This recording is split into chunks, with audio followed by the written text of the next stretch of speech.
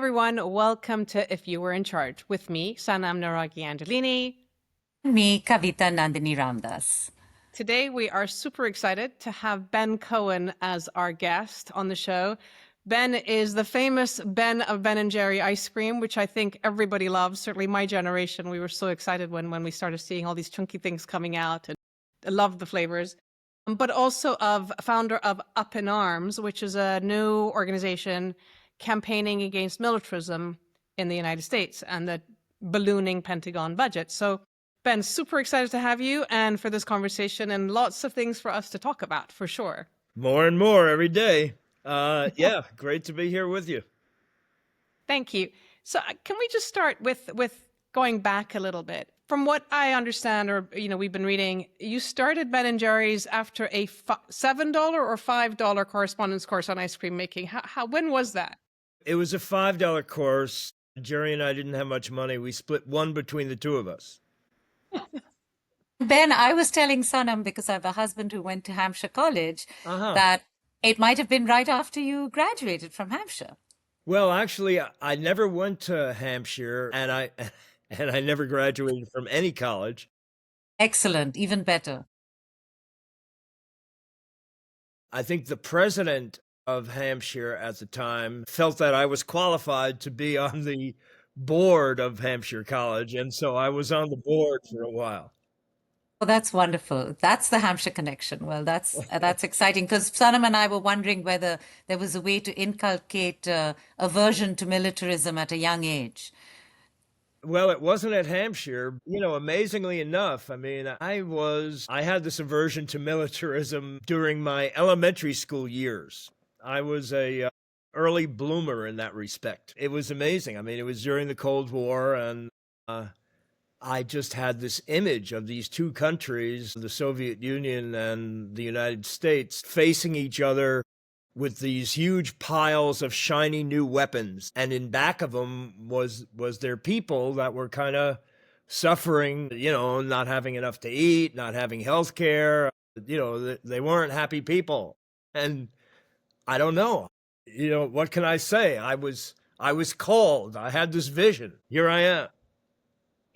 Ben, it's so interesting you say that, because right now with this massive arms race, and I'm in London, it's 60 billion pounds that we don't have. We're borrowing it for the next generation for more nuclear weapons. And I keep saying to people, but these weapons are only useful if they stay entirely useless. It's just chunks of metal, because if we start using them, we're all obliterated, right? Exactly. And people used to be happy with MAD, mutually assured destruction. And no, now that's not enough. We need to have super MAD, mutually assured, not just destroying the world 10 times over, but, how about 100? And that way we can spend, in the US, we can spend 1.5 trillion a year of our money that should be used for the benefit of improving the quality of life for regular old people. I just can't. It's just kind of unbelievable that these guys get away with that, in a naked, blatant, corrupt move to line their pockets. It just doesn't make any sense. It's irrational, it's immoral. And then when we go to the governments and say, hey, we need money for schools, we need money for housing, they say, man, we really care about you guys. I'm sorry your kids don't have health care or don't have enough to eat or don't have daycare, but we just don't have enough money. Yeah. Somehow, it's this, they've manufactured this fear. Eisenhower said, people want peace so much that one of these days governments are going to have to get out of their way and let them have it. Well, what happens, I think, is that obviously you've gotten me going here. Yeah, I was going to say, one question, I guess, as you're thinking about it, is that, we have been programmed, or the mantra is like, oh, well, a war is good for business. And again, for me, I've been doing peace work for 30 years. I'm like, it's only good for certain businesses. For the vast majority of other businesses, it's not good for business. It's not good for the ice cream makers and the hoteliers and the, I don't know, gas pump guys. The war is good for a very small handful of companies, isn't it? Yeah, I think that's right. I think there's economic studies that have shown that, when you put money into weapons, it's an economic dead end. The money doesn't keep circulating in the economy, and it's not an investment. It's Right, spending. I mean, they always try right. to, paint it as an investment, but an investment would be something like keeping your people That would healthier, making them more educated, those things. something that would have real returns in Correct. human capital. Yes. Correct. And of course, it creates way more jobs. Anytime you spend money in anything besides weapons, you create a lot more jobs. But perhaps you don't create the kind of absurdly sort of astronomical rewards in the stock market, which is partly what we've been seeing. Just before you joined us, Sanam and I were talking about the growing inequality index and the huge disparities between the few people who have and the vast majority of people who don't. And it seems these two things might be related. If we keep pouring more money into weapons that don't actually have social benefits for anybody or returns on investments, so to speak, perhaps it's not surprising that fewer and fewer people, that the people who benefit are actually a very small group of people at the top from those sorts of investments. Yeah, I think that's exactly right. I mean, it's interesting, every once in a while, I think that, what I ought to do is invest some money in weapons manufacturers and use the returns to fight the weapons manufacturers. But then I think, well, Jesus, I mean, they've done such incredible stuff. They're doing all these wars. I mean, they've got to stop soon. That they're not going to keep on doing it, but they just keep on doing it.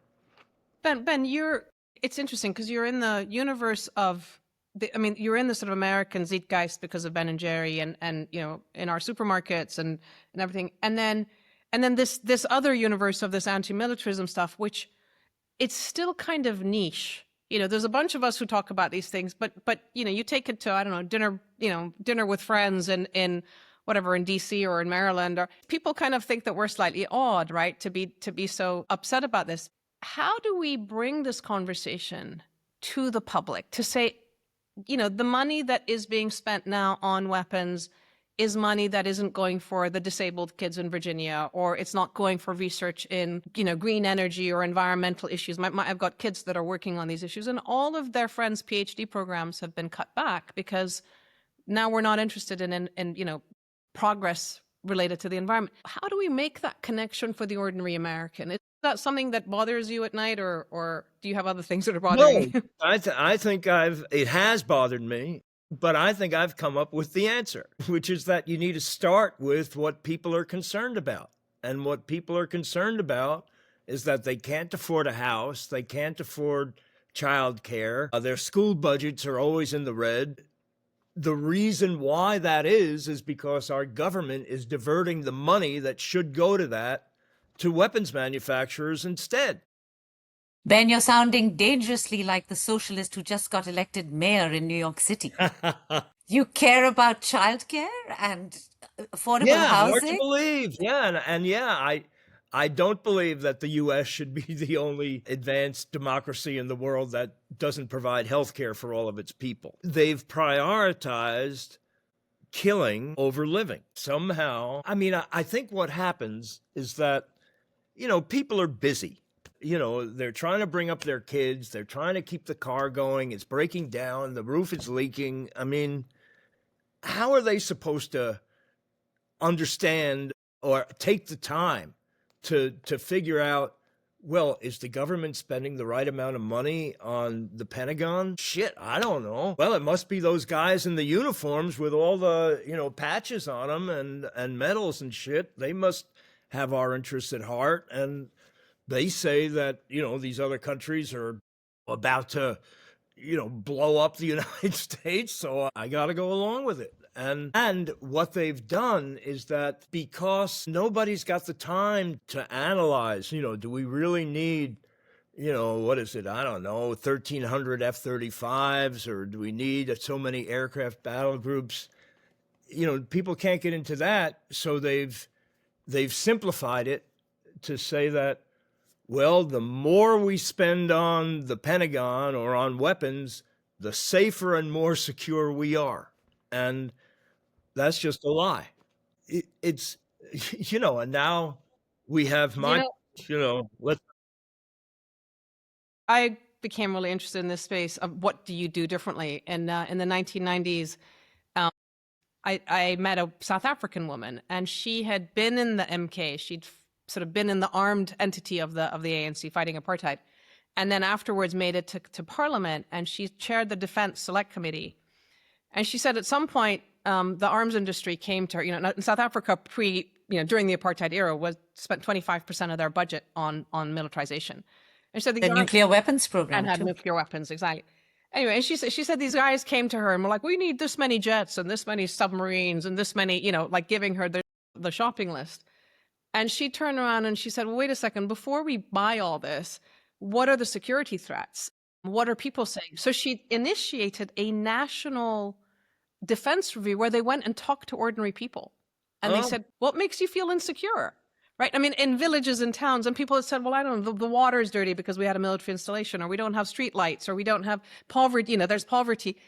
And they've taken all of that consultation and distilled it to make the white paper on national security policy for South Africa afterwards. And it lasted about, 8-9 years before the weapons industry again came back and there was a change in president. But I always think, imagine if we could do that in the US and we actually went to those communities across, Kentucky and Louisiana and, California and whatever, and just said, what makes you feel insecure? It would be a very different set of issues. It would, it would be drought. It would be, as you say, childcare. It would be, all these kinds of things. Sanam, it's what you all at ICAN, what we've been working on for so many years at the Global Fund for Women and other places, call human security. I think the definition of security as being something that somehow states have to have, that countries have to have, but we never actually talk about what it means to be secure as a human being. Ben, you recently got arrested. I don't know how recent it was, but relatively recently you got arrested in Congress. So I want to know all about it because, it's troublemakers like you who are giving all of us a little bit of hope, as well as these wonderful young people who were part of the Mamdani campaign here, and prior to that, all the protests on Gaza. So can you tell us a little bit about what it means to you to have been both a business owner and an activist, and why it matters to do both, and why you're still continuing to protest? As far as I'm concerned, it's about love and justice.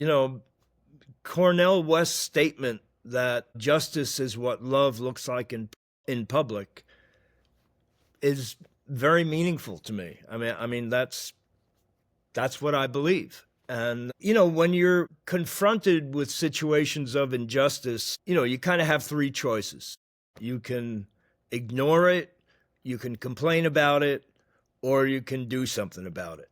And, I feel better doing something about it. And, one of the things about my country that drives me crazy, and, it relates to what we've been talking about the whole time, is that, we have these epidemics of lead poisoning in our country. And the lead poisoning is from lead in the water pipes and lead in chipping paint that comes off the walls of the apartments that low-income people have no choice but to live in. Lead poisoning affects the brain development of young children, and you can't remediate it. It's for life. It's lifelong. There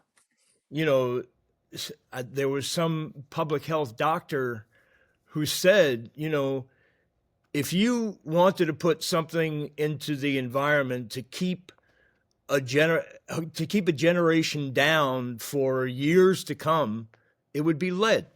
And we know how to fix it. You can replace the pipes and you can remediate, you can get the lead off the walls and you can paint them with stuff that isn't toxic. And we choose not to do it. I call that economic violence. Instead of doing that, we choose to build weapons that we hope never to use. So there was another outbreak of lead poisoning, and I'm reading about that in the paper, and I'm reading about the slaughter in Gaza. You know, I said, everybody's got their breaking point, and this is mine. And I want to write a statement about those choices that, that the US government is not taking care of kids that are getting poisoned by lead, and instead is taking the money that could have been used to do that and buying bombs to slaughter people in Gaza. And I said, I want to write that statement. I want to chain myself to the White House fence and, make my statement. It's the strongest statement a citizen can make. And, I have some people that I work with, and they said, chaining yourself to the White House fence is not exactly something you can do these days. And, sure enough, I was in DC. I was riding my bicycle, and yeah, you can't get close to the White House fence. There's another fence in front of the White House fence. And, so there's no man's land in the middle, which is patrolled by these heavily armed guards. And they said, well, what you could do is you could disrupt the hearing. And I said, what, you think that's really going to work? And it really worked. It was kind of amazing. I didn't think that it was going to get as much, media coverage as it did. It turned out to be really effective. And what happened subsequently after you got arrested?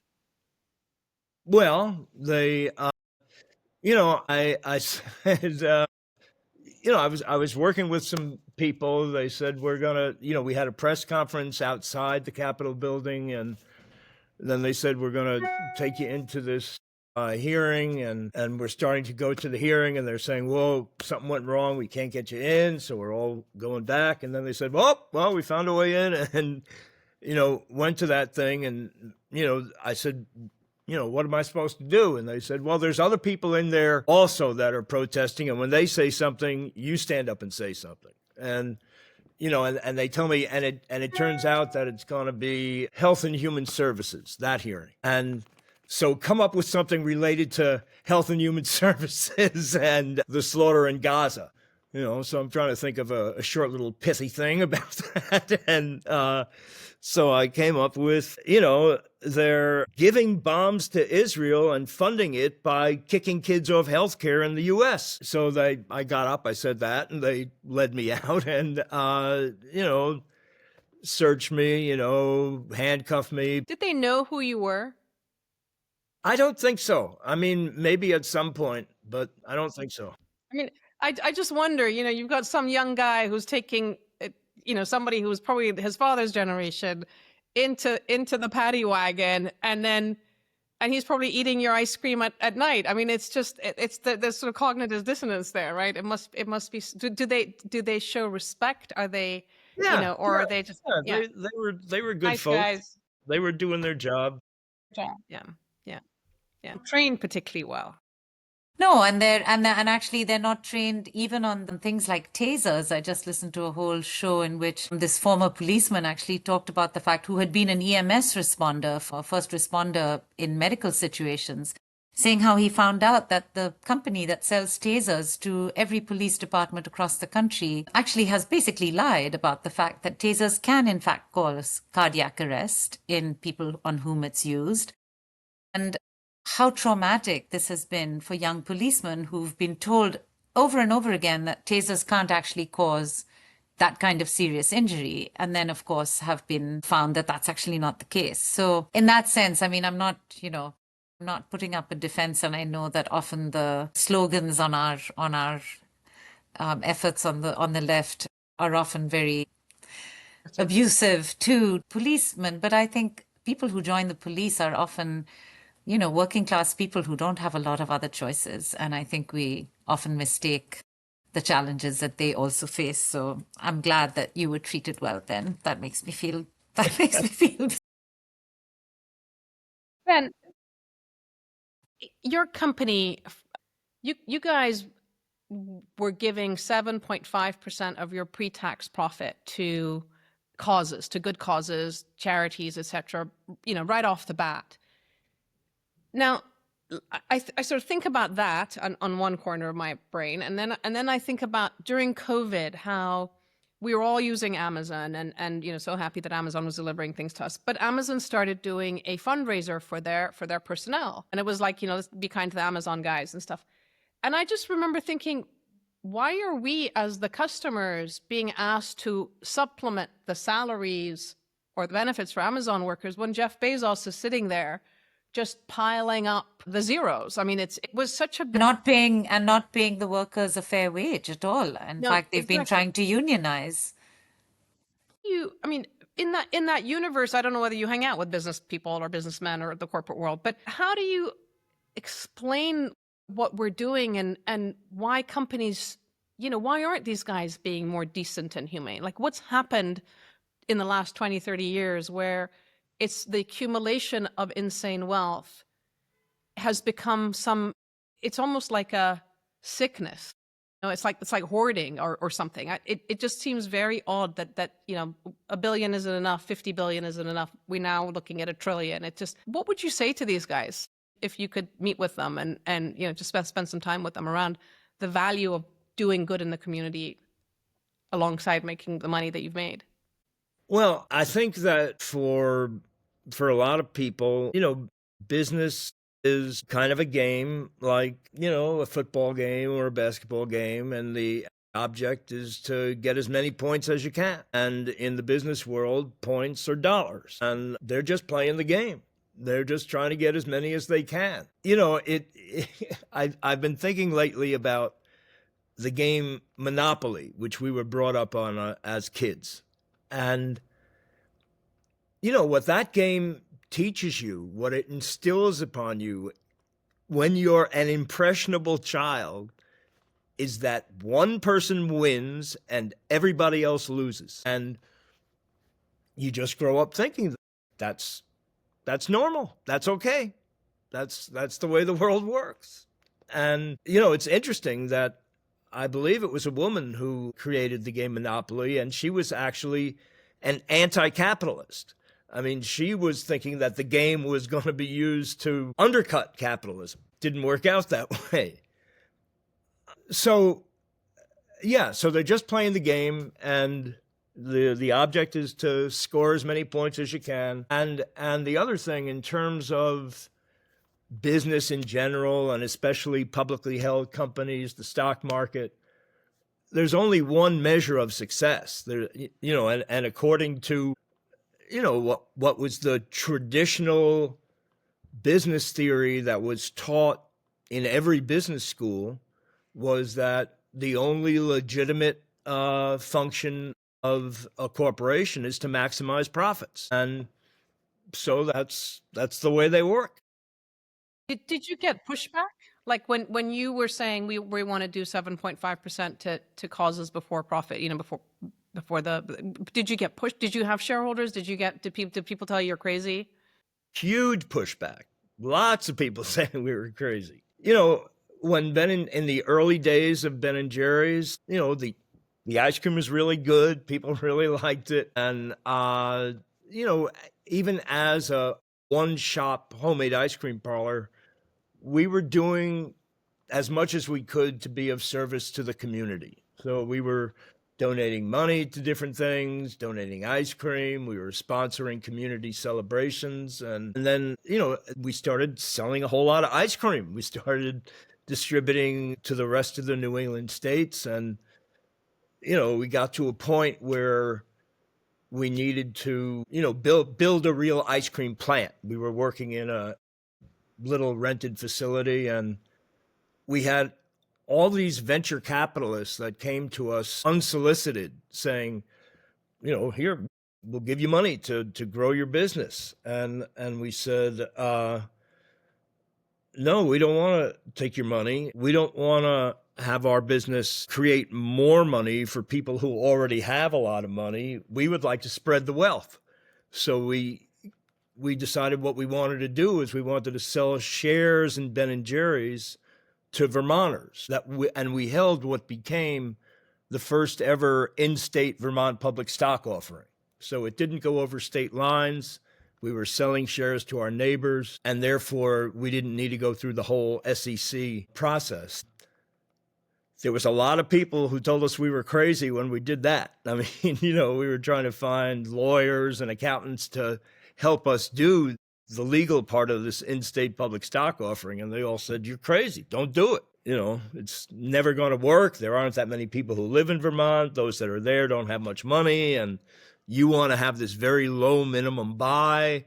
And if you're a public company, it's going to cost you more to service those people than you're going to make, et cetera, et cetera. But we did it. And by the end of the offering, 1 out of every 100 Vermont families bought shares in Ben & Jerry's. And, and then we had a national public stock offering, and so we needed to use mainstream underwriters. And we told them we want to include in the prospectus that, 10% of the profits are going to be donated to various community organizations. And they said, oh, no, you can't do that. The street's never going to buy that. All that money going out of the company, you can't use it to grow, and we won't be able to sell stock like that.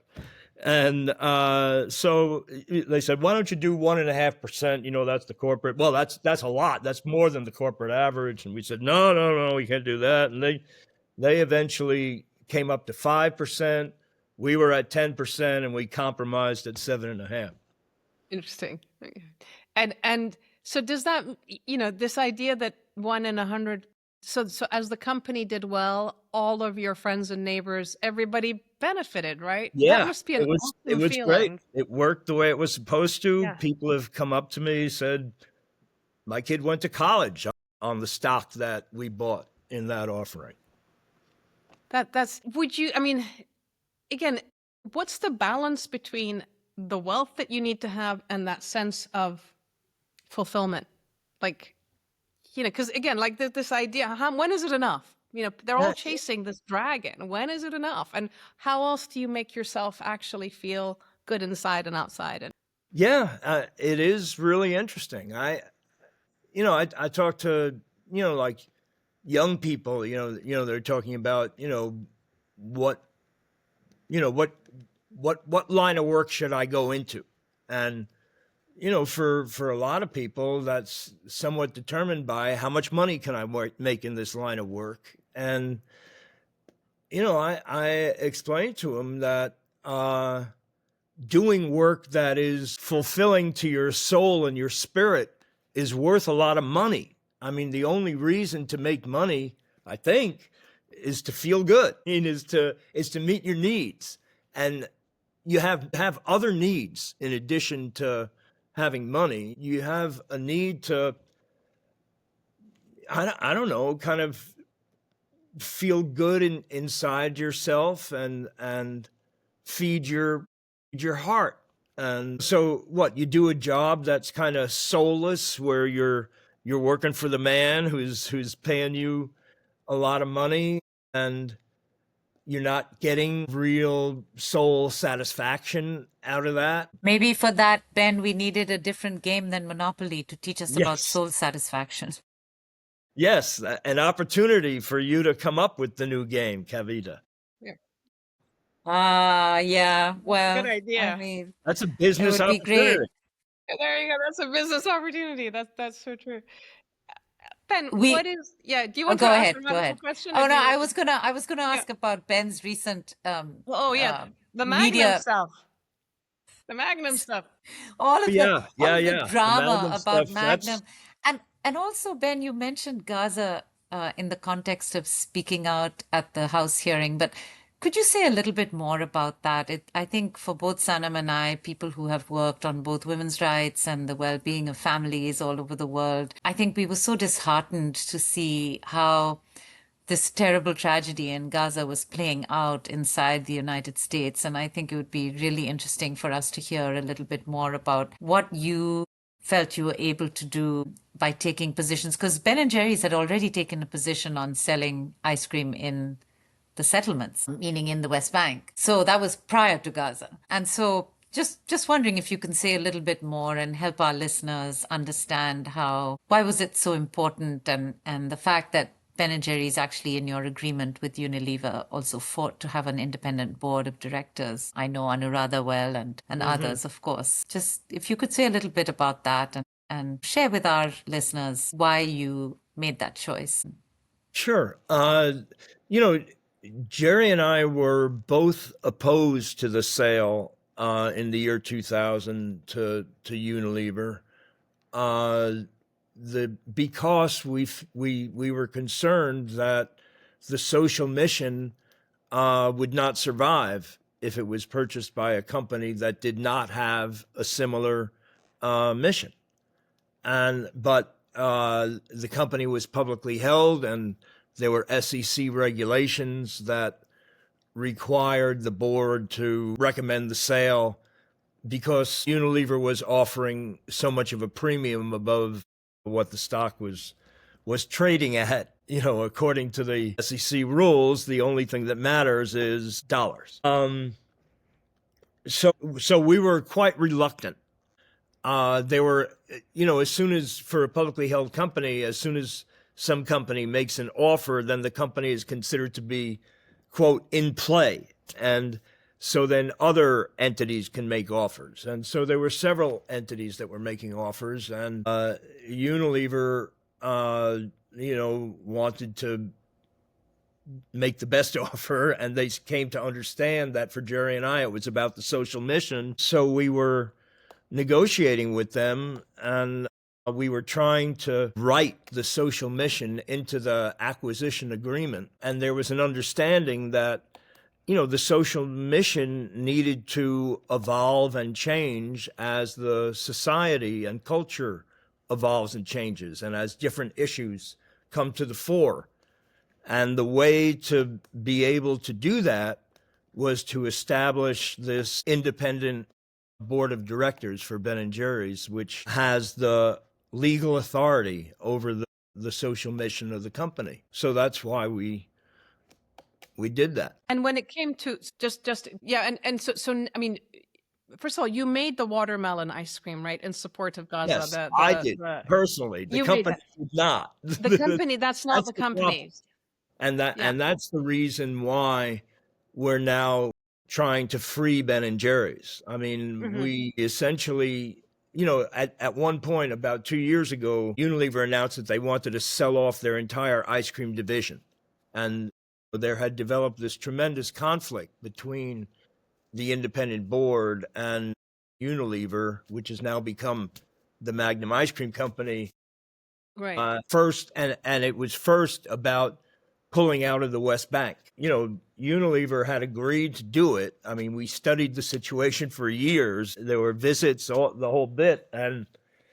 But then once we actually made that decision, Unilever got so much pushback from Israel that they reneged on it and ended up selling the rights to Ben & Jerry's to an Israeli. And so the ice cream is now available in the West Bank, except just in Hebrew. But that's what started this big conflict. And since then, you know, Unilever and now Magnum has censored Ben & Jerry's taking positions on a whole range of issues: free speech, the right to protest, Black History Month. And so we said to Unilever, you've announced you're looking to sell the whole thing. Why don't you just carve out Ben & Jerry's and sell it to this group of socially aligned investors? And they refused to do it.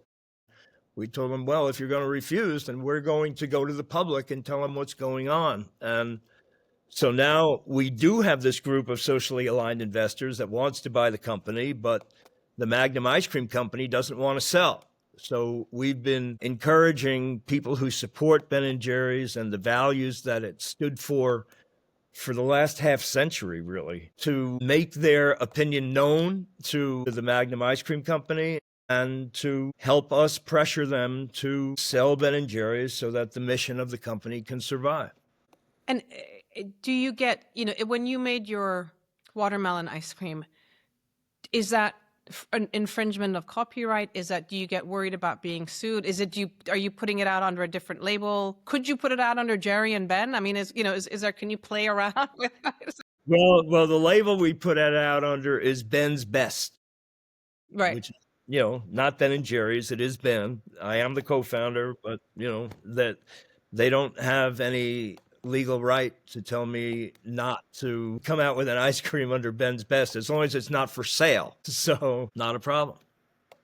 I mean, and Ben and Jerry's could have done it. I mean, it's kind of unbelievable. I mean, these huge corporations that they're not values driven. They're only driven by dollars, and they just want to be in the mushy middle. They don't want to do anything that's perceived as controversial by anybody.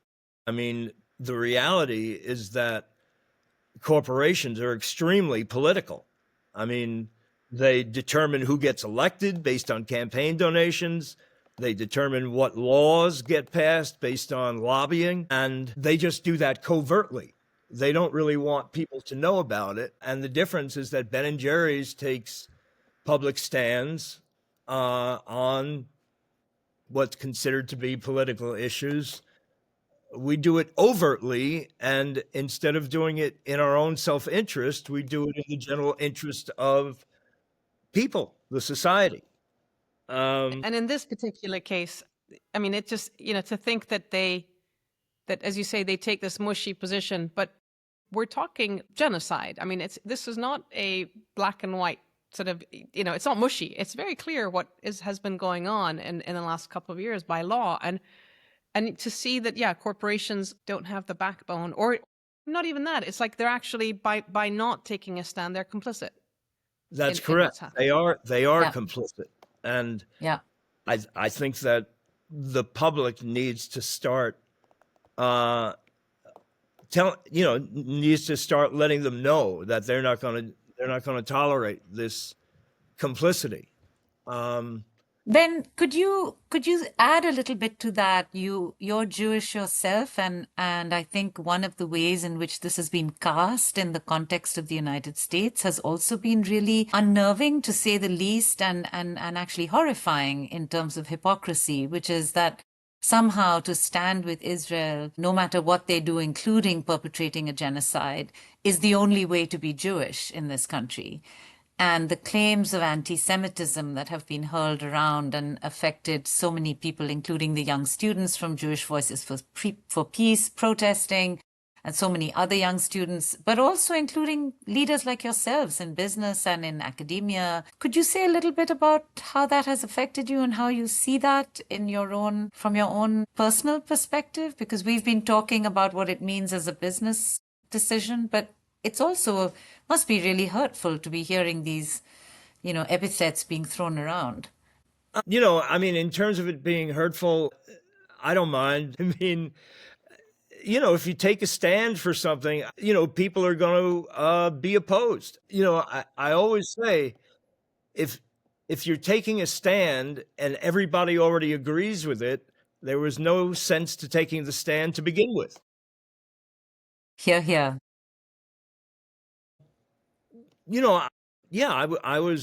I'm not a religious practicing Jew, but I was brought up as a Jew and learned a lot about the Holocaust. And what I was taught was never again. And now people are actually saying, well, never again was only supposed to mean about never again doing it to the Jews. It wasn't about doing it to other people. I don't get it. I mean, I feel my Jewish heritage, what it taught me was that, throughout history, Jews have been oppressed and scapegoated and discriminated against. And that makes me feel simpatico with other people that are oppressed and scapegoated and discriminated against. So that my support for other oppressed people really comes from my Jewish heritage. And well, I mean, my Jewish heritage, I mean, it's the same as I'm just following Jesus Christ. What you do to the least of these, you do to me. Another good Jew. What's that? What, you got another? Jesus. No, I said Jesus Christ, another good Jew. Right. Exactly right. It was interesting. I happened to be on the Tucker Carlson show, and Yes, we were we were wondering about that. Yes, we wanted to Everybody's ask going you. on Tucker these days. well, I mean, we were talking about militarism, and Yeah, he agreed with me 100%. We it's didn't talk about crazy. anything else, but that was fine. I could talk to him about Iran, and he'd probably agree. I mean, it's Probably, the yes. alignments are all sorts of I all over mean, the place these days. I'm considered to be a progressive guy, but I mean the entity that's been the best partner that I've had in terms of trying to fight the military-industrial congressional complex is Cato, the libertarian group. Mhm. So, I mean, I'm fine working with anybody who agree, if we can find an area that we agree on, let's work on that area. Let's not work on the other area. But the reason why I brought up Tucker was because, at the end of the interview, he's saying, well, is there any kind of spiritual practice that you follow? And I said, not really, but I love Jesus Christ. And that was the headline in the Israeli paper. Cohen says he loves Jesus Christ. I mean, I love Jesus Christ more than white Christian nationalists do. Actually, Ben, you're reminding me of a quote from Gandhi a long time ago. Gandhi said, when they said, well, what do you think about Christianity? And he said, I think most Christians seem to have forgotten the Christ in Christianity. Yeah, exactly right. It's unbelievable to me that it seems like the mainstream of Christianity in our country is not about being Christ-like. I don't know. I'm not sure what it's about. Unfortunately, I do a lot of work on extremism and how you have people kind of elevate one identity and they think that they're supreme over others, and it allows them to be discriminatory and violent against each other, and it's like these visceral identities, and for faith ends up being one of those things. And I look around and I'm like, it's basically extreme, the extremist Christian evangelicals on one side, and then the jihadis, on the Muslim side, and then the, I don't know, extreme, Hindus, and I'm like, all these extremists are talking to each other, and the rest of us are in the middle going, what the hell is going on? Yeah, where is the core of this? Because And all what of does it, this have to do with spirituality in yeah, any way? Exactly. It's all, Ben, it all goes I'm counter. mindful of time, and Sanam and I tend to have a set of questions that we like to ask all our guests on the show. So we're going to ask you a few of them. So one of them is actually, if you did, Sanam sort of asked this if she said, what could you say to all those billionaires? But we would change it a little bit. It's, as you know, it's called If You Were in Charge. So if you were in charge, Ben, what would you most like to see? And also, is there a radical idea that you don't think should be radical at all? Well, I think that the nations of the world and the US plays a big role in the nations of the world should be using their power and their expertise and their knowledge to cooperate with each other to build a world that meets the needs of more and more people. I mean, the reality is that we've got all the money we need to feed people, to educate people, all over the world. I mean, obviously, yes, in our country, in the US or your country, but you hear that, there's all these people dying of hunger around the world, starvation. It's a huge problem. There's nothing we can do about it. That's a lie. We can take care of all the people that are dying of hunger and starvation, $40 billion a year. Now, you say $40 billion a year and people say, oh man, 40 billion, that's a shitload of money. But, the Pentagon budget is now $1 trillion. Let's see, 10% of $1 trillion is I was going to say, people don't even understand the zeros anymore, right. right? Like 10% of $1 trillion is $100 billion. 10%. 5% is $50 billion.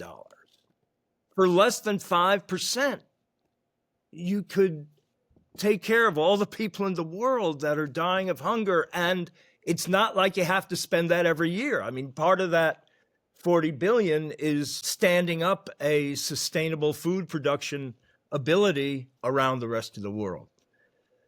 So, If I ran the world, Why not? yes. We'd have ice cream. We'd have ice cream aplenty. Yes, exactly. Ben, so again, bringing it sort of, I do peace work, and we work with such pittance of money in this universe. And every time, there's a study, they tell us that for every dollar spent on peace building, and peace building includes the internet, food and livelihoods. It's not just actually ending wars. I mean, the ending wars part and preventing wars is even less. But for every dollar spent in that space, it's, $1,800 in defense and weaponry and so forth. So I sometimes want to say to these billionaire guys that if they really want to have a legacy, they could bring peace to the world. I mean, if Trump actually wanted to end wars, it's not expensive to end a war. It's doable, right? But Well, that the conversation problem never is there's no happened. money in it. There's no profit in it. But they could do other things. I mean, he wants to build his buildings, or the defense industry doesn't make profit. Everybody else does, surely.